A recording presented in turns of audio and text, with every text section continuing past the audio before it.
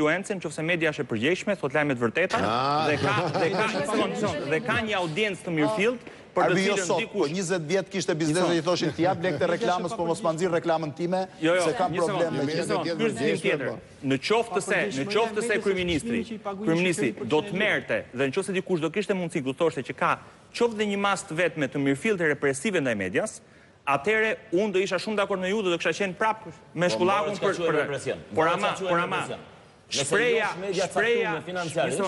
shpreha e mendimit nga ana e kryeministrit, i cili ndryshe nga shkullaku që s'ka votuar asnjëri apo Berat që s'ka votuar asnjëri, ka mendimin e vet dhe ky e pas ka drejtën ta thotë, ndërkohë që kryeministri s'pas ka drejtën ta thotë mendimin. E ka drejtën dhe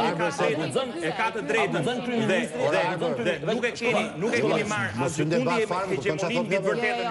Hegemoninë mbi të vërtetën. Ataku një vendim gjykatës. Akuzon. Një vendim prerë. Po gjykatës jo. Pse? Sepse ka një ligj. Jo, mos e ka një ligj. Se ti togër me punon atë Edi Rama ka sulmuar dhe gjykatat orë. Edi Rama sulmon dhe gjykatat këtu, a kupton? Mos më shqetëson Edi Rama, më shqetëson Arbëri, që e thot me qetësinë më të madhe, madje dhe me kompetencë profesionale. Stop, se jep vetes edhe një pesh kur e thua këtë që kush ai është drejtën ti, nuk ka të drejtë. Kryeministri dhe politikani. Se pas ti drejt tu çfarë mendon ti për tjetër, ta mbaroj. Po s'ka të çesh më pagë më. Nuk e drejtë të thuash ti mendim. Është fyerje. Ka një diferencë të madhe ndërmjet opinionit dhe fyerjes. Arbër, është pushtetin e pushtetit të ndara. Nuk ndurin dot. Kjo është një diferencë shumë e madhe ndërmjet opinionit dhe fyerjes. Pushtetin tim. Kjo është diferenca. Për sa kohë nuk kam shkelur ligjin. Unë mendoj që mediat janë kështu. Për sa kohë, Arbër, për sa kohë nuk kam shkelur ligjin. Për sa kohë që nuk të kam fyer, për sa kohë që nuk e ke provuar, ke të drejta çosh dhe në gjykat, që kam shpifur etj, kam abuzuar me drejtën time, për sa kohë nuk e ke këtë drejtë, nuk e të drejtë nga foltoria e pushtetit, ta atakosh ti mediat, nuk e ke këtë drejtë. Nëse ke një rast konkret, thuaj po, emisioni opinioni, Blendi Fevziut ka thënë një të pavërtet, kjo është e vërtet, a ime, gjyqtarit ta gjykojnë, kjo është ajo që thua ti shpreha mendimit. Por nuk mund të dali as Barack Obama, me që e kep me qef, nuk mund të dali as François Hollande, nuk mund të dali as Renzi dhe të thot mediat e Kazanit, portalet e papërgjeshme, moçali mediatik, pronarët që kanë hyrë për kredira, pronarët që kanë hyrë për kredira. Që është një televizion që bën pyetje. Da them rast konkret. Në këtë rast, sepse edhe intimidimin, se të dëgjova, nuk po flasim për Erdoganin, se Berati ngatrohet, tu nuk është fjala për Erdogan. Tu është për karikaturën e Erdoganit. Se po qëse ke Erdoganin e di që vlla ke këtu bëhet fjalë për karikaturë. O shkollak. Tani, Masniku, atë cilë një rast konkret? Se them që abuzimi nga njerë pse?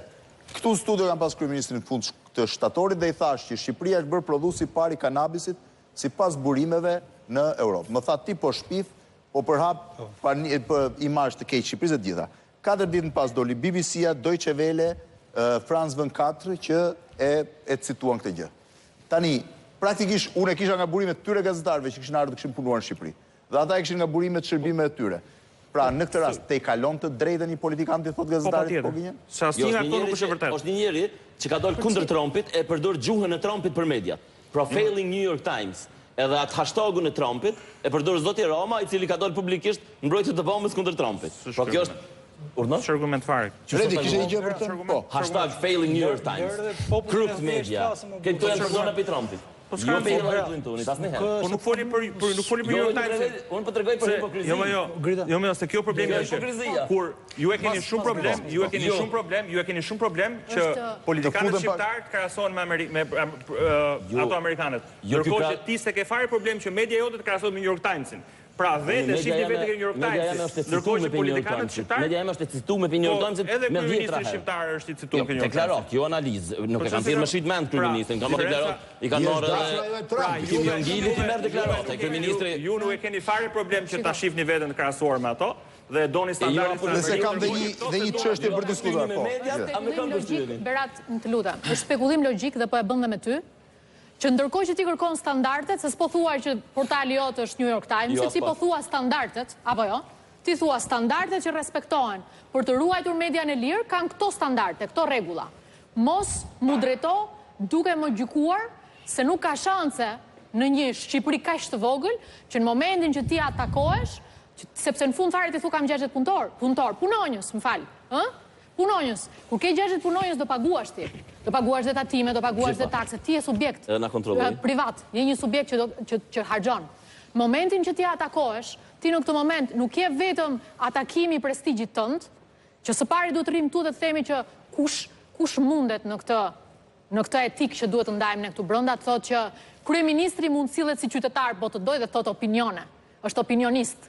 Një ditë kryeministri është opinionist, një ditë është fotograf, një tjetër është pikturist, në fakt se nuk është as piktor, dhe një ditë tjetër është ai që kap këndin e errësirës dhe na e nxjerr si foto editës, Pra, ti ndajmë historitë. Kush arkitekt apo çdo gjë tjetër. Ti ndajmë historitë. Juve kërkoni rregullat e lojës për të krahasuar me standardet më të mira që të funksiononi si media. Kryeministri rregull loje e ka mos thot opinione. Opinionet janë mendime që nuk mbajnë përgjegjësi dhe kryeministri nuk është qytetar, është kryeministër dhe lërini këto pse mos i ktheni përgjigje se duan vetëm të lloj lapologjie. Po jo më jepni një argument, më fut një argument. Ju fini është argumenti, kryeministri nuk ka opinion. Po s'ka gjë tash e ka marrë atë rrugë, kupton? Çështja është që është zgjedhje kjo histori.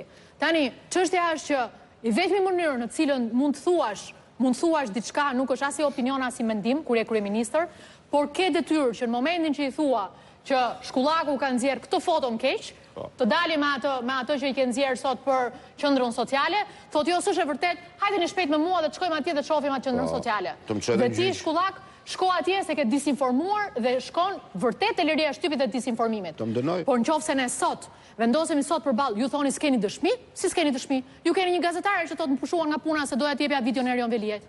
Për çfarë dëshmie? Ju keni një komision parlamentar i cili nuk mblidhet për të dëgjuar atë gazetaren që ka dëshminë reale, personale të vetën, e cila vjen përballë gjitha organeve kompetente për ta shqyrtuar këtë gjë. Cilën gjë quani ju s'keni dëshmi më? Atëherë